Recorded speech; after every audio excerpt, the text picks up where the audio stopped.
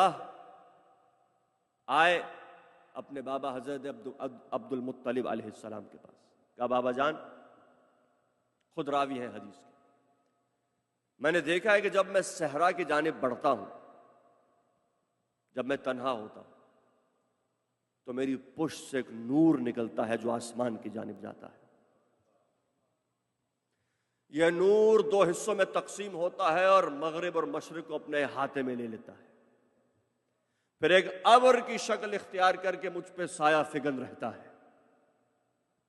جناب عبداللہ نقل کر رہے ہیں اپنے بابا سے، بابا جان میں نے اکثر یہ دیکھا.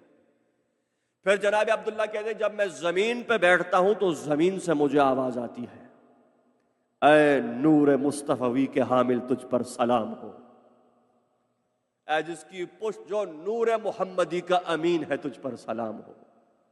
بابا جان جب میں کسی خشک درخت کے نیچے بیٹھتا ہوں تو وہ سرسبز و شاداب ہو جاتا ہے، اور درخت سے آواز آتی ہے اے نور محمدی کے حامل آپ پر سلام ہو.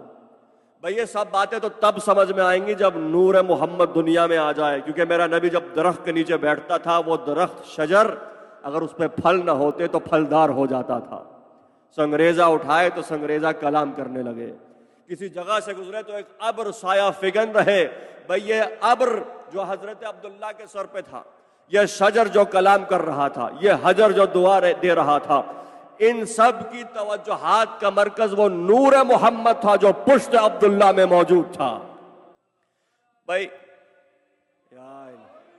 جناب عبداللہ نے اتنا سنا اپنے سینے سے لگا لیا، کہا اے جان پدر، اے میرے لال تجھے مبارک ہو، ان قریب تیری نسل میں ایسا آنے والا ہے جو مخلوق الہی کی سب سے بزرگ شخصیت ہوگا، جس سے بڑا کوئی نہیں ہوگا، جو سرور کون و مکان ہوگا، جو کائنات کا سب سے بڑا کریم ہوگا، بڑی شان والا ہوگا. جناب عبداللہ